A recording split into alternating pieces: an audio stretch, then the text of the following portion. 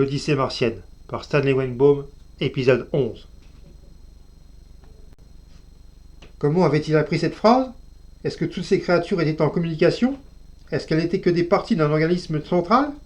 Je n'en sais rien, mais je soupçonne Tuile d'en savoir plus long. Les créatures nous ont donc croisés à toute allure, chacune nous saluant de la même façon. Ça devenait comique. Jamais je n'aurais cru avoir tant d'amis sur cette boule maudite. Finalement, j'ai adressé à Tuile un geste de perplexité, et il a dû me comprendre parce qu'il m'a répondu « 1, 2, oui ». Les créatures étaient intelligentes.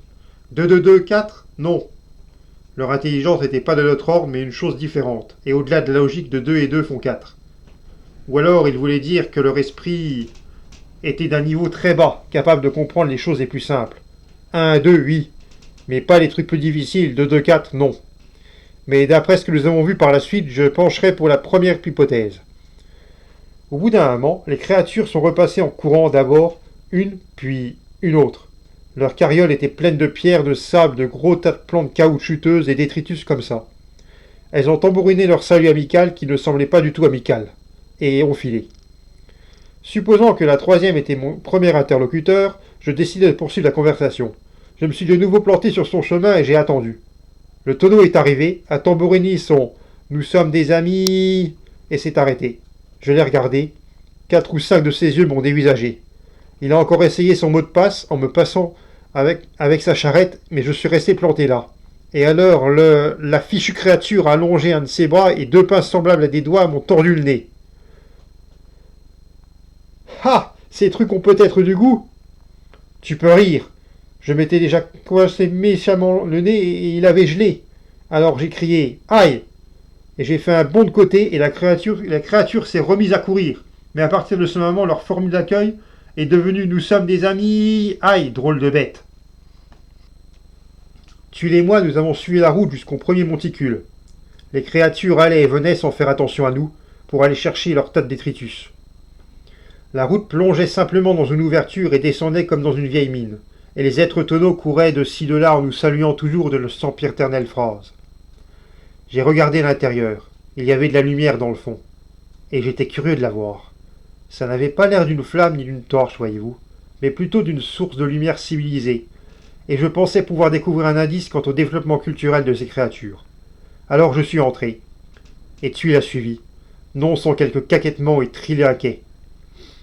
La lumière était bizarre, elle vacillait et crachotait comme une lampe à arc d'autrefois, mais provenait d'une unique perche noire plantée dans le mur de la galerie. C'était électrique, pas de doute. Donc apparemment ces créatures étaient plus ou moins civilisées. Et puis j'ai aperçu une autre lumière, illuminant quelque chose de scintillant. Alors je suis allé regarder ça, mais ce n'était qu'un tas de sable brillant.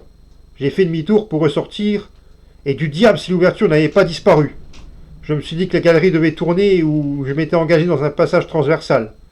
Malgré tout, je suis reparti dans la direction que je pensais être celle que nous avions prise en venant, et tout ce que j'ai trouvé, c'est encore un corridor mal éclairé. Cet endroit était un labyrinthe. Il n'y avait rien que des passages tortueux courant en tous sens, éclairés par des lumières placées de loin en loin, et de temps en temps une créature passait en courant, parfois avec une charrette à bras, parfois sans. Au début, je ne m'inquiétais pas trop. Tuile et moi n'avions fait que quelques pas depuis l'entrée. Mais chaque nouveau pas que nous faisions semblait nous enfoncer plus profondément dans le dédale. Finalement, j'ai tenté de suivre une des créatures poussant un chariot vide, pensant qu'elle allait chercher des détritus.